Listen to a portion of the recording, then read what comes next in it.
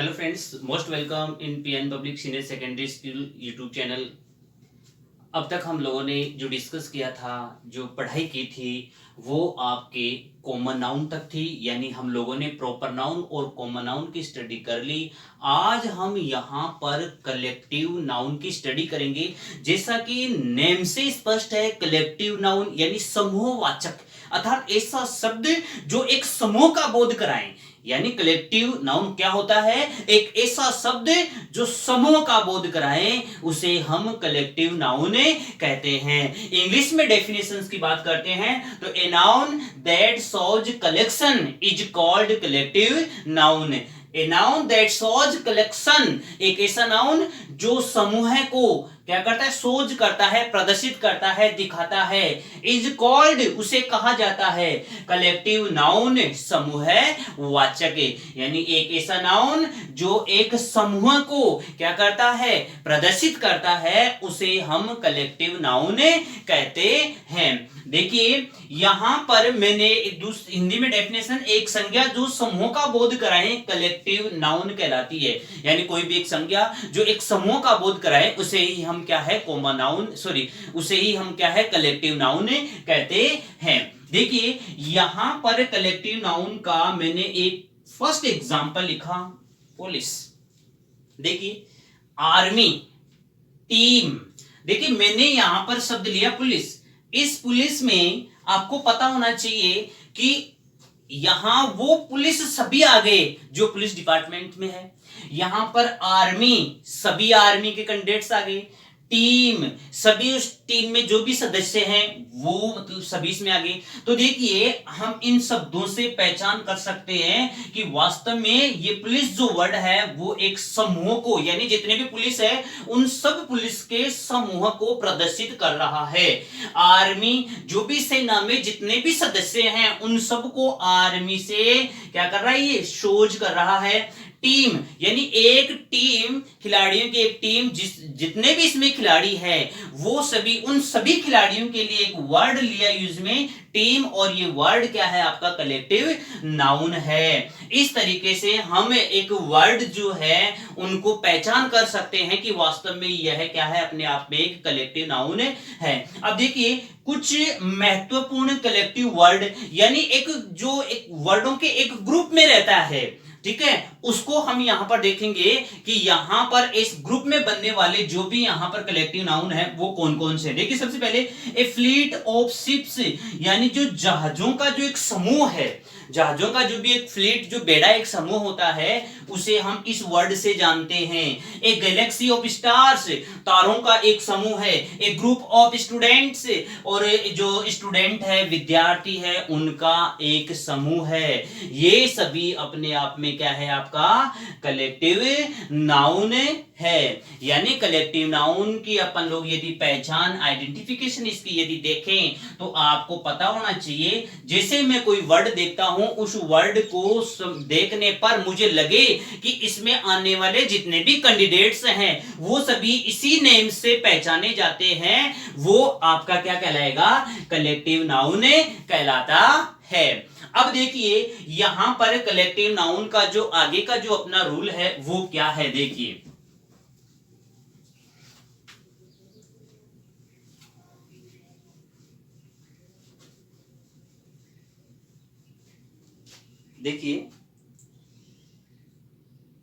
Collective noun का जो आगे का जो रूल है वो क्या है अपना? Article is used. यानी इतना समझिए कि इस कलेक्टिव जो नाउन है उसमें आर्टिकल को यूज में लिया जाएगा। जैसे मैंने यहां पर एग्जांपल लिखा, द पुलिस आर कमिंग। अब यहां पर पुलिस आपका क्या था? कलेक्टिव नाउन था, तो इसके पहले मैंने क्या कर लिया? यहां पर द आर्टिकल को यूज में ले लिया। यानी ध्यान रखें कि जब जब भी कलेक्टिव नाउन होगा उसमें आर्टिकल को यूज किया जाएगा। और मैंने आर्टिकल यहां पर लिख लिया क्या? जो पुलिस था ये कलेक्टिव नाउन था, इससे पहले मैंने आर्टिकल दिया क्या? द, बोला द पुलिस आर कमिंग। ठीक है। अब देखिए दिमाग में एक साइकोलॉजी होती है कि कौन सा ऐसा वर्ड है जिसको हम यहाँ कलेक्टिव नाउन में सिंगुलर मानते हैं और कौन सा ऐसा है जिसको हम यहाँ पर प्लूरल मानते हैं। तो देखिए सबसे इंपॉर्टेंट बात को समझने की कोशिश करना, यानी आपका जो कलेक्टिव नाउन है, जैसे यहाँ पर पुलिस के आगे आपने आर का ही यूज क्यों किया, इसका क्यों नहीं किया था। तो देखिए यहाँ पर देखिए एक ऐसा कलेक्शन, एक ऐसा ग्रुप जो भिन्न भिन्न व्यक्तियों या वस्तुओं से मिलकर बना हो, भिन्न भिन्न व्यक्ति या वस्तुओं से मिलकर के बना हो, तो ऐसी स्थिति में तो हम उसे क्या बोलते हैं, सिंगुलर। और जो एक ही प्रकार की वस्तुएं या व्यक्तियों से मिलकर के बना हो उसे हम प्लूरल कहते हैं। पुलिस में सभी एक ही प्रकार के व्यक्ति, लेकिन देखिए भिन्न भिन्न प्रकार वस्तुओं में कौन कौन सा, जैसे मैंने एक वर्ड लिया यहां पर फर्नीचर, ये फर्नीचर भी अपने आप में क्या है, कलेक्टिव नाउन है। अब इसको सिंगुलर क्यों मानेंगे, देखिए फर्नीचर में क्या है, विभिन्न प्रकार की, एक टेबल है वो फर्नीचर, एक स्टूल है वो फर्नीचर, एक डेस्क है वो फर्नीचर। तो इस प्रकार अलग अलग वस्तुओं को मिलाकर के यदि वहां पर एक वर्ड बना दिया जाता है तो ऐसी स्थिति में तो हम उसे सिंगुलर कहेंगे। और एक ही प्रकार की वस्तुएं या व्यक्तियों से मिलकर के कोई भी ग्रुप या समूह बनता है उसे हम प्लूरल कहते हैं। इस बात का विशेष ध्यान रखना सबसे ज्यादा इंपॉर्टेंट है। अब देखिए जो ग्रुप वाले जो वर्ड हैं उनको हम किस तरीके से देखते हैं, देखिए उनमें सिंगुलर प्लूरल क्या चलता है। देखिए जो ग्रुप वाले हैं उनमें सबसे पहले जो कलेक्टिव वर्ड जो ग्रुप वाले चलते हैं ए आता है, फिर उसके बाद में कलेक्टिव वर्ड आता है, फिर उसके बाद में ओप आता है, फिर उसके बाद में यहां पर प्लूरल नाउन आता है और आपकी जो यहां पर वर्ब आएगी वो कौन सी रहेगी, सिंगुलर। इस बात का विशेष ध्यान रखना, ए कलेक्टिव वर्ड, फिर ऑफ आएगा, फिर उसके बाद में प्लूरल नाउन आएगा और प्लूरल नाउन जैसे ही यहां पर प्लूरल नाउन आया, यहां पर इस तरीके से कलेक्टिव वर्ड है तो इस स्थिति में जो वर्ब ली जाएगी वो आपकी सिंगुलर काम में ली जाएगी। जैसे मैंने कहा a group of students, a group of students. अब देखिए यहां पर प्लूरल आ गया तो इस स्थिति में वर्ब भी आपकी क्या आएगी, आर कमिंग। तो मैंने यहां पर ये भी आपको प्लूरल फॉर्म में दे दिया। इस तरीके से आपका जो है कलेक्टिव जो नाउन है उसको हम कंप्लीट करते हैं।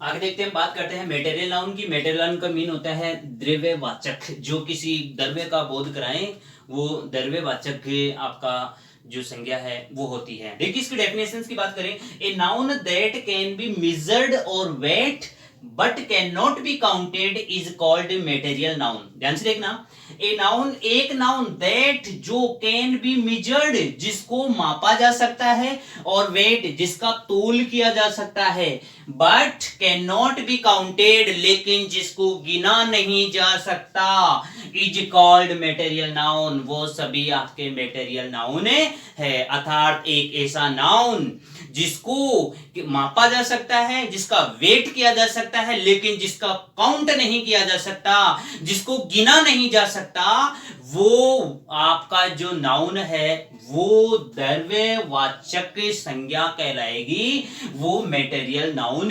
कहलाएगा। ए नाउन एक संज्ञा दैट जो कि कैन बी मेजर्ड जिसको मापा जा सकता है और वेट जिसका वेट किया जा सकता है, but can not be counted लेकिन जिनको गिना नहीं जा सकता, इज कॉल्ड मेटेरियल नाउन। यह मेटेरियल नाउन कहलाता है। बात को समझने की कोशिश करना, यानी एक ऐसा नाउन जिसको क्या नहीं किया जा सकता, काउंट नहीं किया जा सकता, जिसको केवल मेजर किया जा सकता है, जिसको केवल वेट किया जा सकता है, वो नाउन आपका क्या कहलाता है, मेटेरियल नाउन कहलाता है। अब देखिए इस नाउन में हम क्या बात करें, देखिए यहां पर ऐसे नाउन जिनसे दूसरी वस्तुओं का निर्माण हो सके, दूसरी वस्तुओं का निर्माण हो, यानी एक ऐसी वस्तुएं बात को समझना, ऐसी वस्तुएं जिनसे दूसरी वस्तुओं का निर्माण हो। ऐसी वस्तु, वापस देखते हैं इसको,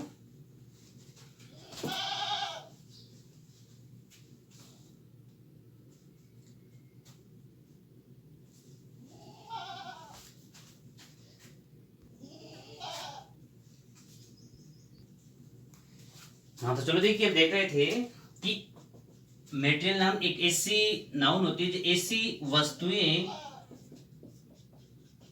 जिनसे दूसरी वस्तुओं का निर्माण हो, वस्तुओं का निर्माण हो, वे वस्तुएं आपकी कॉमन नाउन, ये मेटेरियल नाउन कहलाएगी।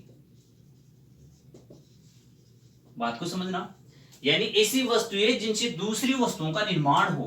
जैसे मैंने लिखा है यहां पर कॉपर, अब कॉपर से दूसरी वस्तुओं का निर्माण हो सकता है। जैसे मैंने लिखा यहां पर सिल्वर, सिल्वर से दूसरी वस्तुओं का जो है वो निर्माण हो सकता है। तो ऐसी स्थिति में हम इन सबको क्या कहेंगे, मेटेरियल नाउन कहेंगे। कॉपर हुआ, सिल्वर हुआ, ऑयल हुआ, ये सभी आपकी क्या कहलाएगी, द्रव्यवाचक संज्ञा कहलाएगी। देखिए, द्रव्यवाचक जो संज्ञाएं हैं उनमें किसी भी प्रकार के आर्टिकल को फॉलो नहीं करना।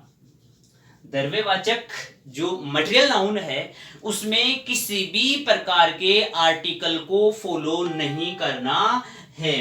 दूसरी बात, सिंगुलर, ये जो आपका मटेरियल नाउन है वो हमेशा ही सिंगुलर होगा, इसको प्लूरल करने की आवश्यकता ही नहीं है, ये हमेशा आपके सिंगुलर फॉर्म में चलेगा। यानी एक मटेरियल नाउन एक ऐसा नाउन है जो हमेशा क्या चलता है, ये सिंगुलर फॉर्म में ही चलता है। अन्य शब्दों में हम कहना चाहे तो मटेरियल नाउन वो वस्तुएं भी होती है जो फ्लो होती है, जो फ्लो होती है वे सभी भी क्या आती है, आपके द्रव्यवाचक जो मटेरियल जो नाउन है उसमें चलती है। इस तरीके से हम कॉमन नाउन की जो है स्टडी करते हैं। देखिए नेक्स्ट आगे आपका लास्ट है एब्स्ट्रैक्ट नाउन। इसमें और भी एग्जांपल दे सकते हो आप, जैसे टी आ गई, कॉफी आ गई, ये सभी।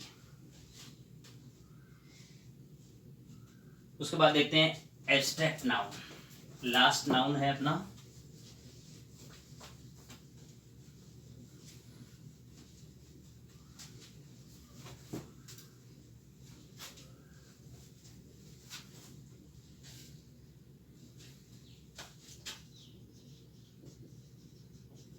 एब्स्ट्रैक्ट, देखिए एब्स्ट्रैक्ट नाउन का मीन होता है भाववाचक,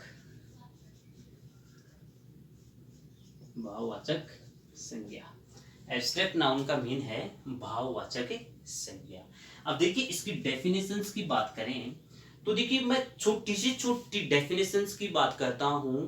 यहां पर सबसे इंपॉर्टेंट आपकी जो डेफिनेशन बनेगी वो यह है, देखिए इसको केवल ओनली फील, इसको केवल अनुभव किया जा सकता है, इसको केवल अनुभव में लाया जा सकता है। एब्स्ट्रैक्ट भाववाचक संज्ञा है, only feel, no touch, no see. बात को समझना, बस इसी में आपकी डेफिनेशन छुपी हुई है। यानी एब्स्ट्रैक्ट नाउन क्या है, एक ऐसे नाउन जिसको क्या है केवल फील किया जा सकता है, जिसको टच नहीं किया जा सकता, जिसको देखा नहीं जा सकता, वो सभी नाउन आपकी एब्स्ट्रैक्ट नाउन कहलाती है। देखिए, a noun that can only feel, can not touch and see, यानी ऐसी नाउन जिसको केवल फील किया जा सकता है, जिसको टच नहीं किया जा सकता और जिसको देखा नहीं जा सकता, वो सभी आपकी भाववाचक संज्ञा कहलाती है। एग्जाम्पल के लिए हम बात करते हैं, जिसे मैंने लिखा यहाँ पर ऑनेस्टी। ऑनेस्टी देखिए, इसको केवल और केवल फील किया जा सकता है, न तो टच किया जा सकता है न देखा जा सकता। स्मेल, किसी भी प्रकार की स्मेल हो उसको हम न टच कर सकते हैं न देख सकते हैं, इसको केवल और केवल हम क्या कर सकते हैं, इसको हम केवल और केवल अनुभव कर सकते हैं। जैसे यहां पर और भी ऐसे कई वर्ड हैं जिसको केवल फील किया जा सकता है, टच नहीं किया जा सकता और नहीं इसे देखा जा सकता है। ऐसे सभी वर्ड आपके एब्स्ट्रैक्ट जो नाउन है, भाववाचक जो संज्ञा है, उसमें इंक्लूड किए जाते हैं। ये थे आपके अब तक के टोटल नाउन जो बड़े सिंपल हैं। ठीक है, नाउन आपके कंप्लीट हुआ, नाउन टॉपिक जो आपके कंप्लीट है। अब आगे के टॉपिक के बारे में डिस्कस करेंगे हम कल। जय हिंद, जय भारत।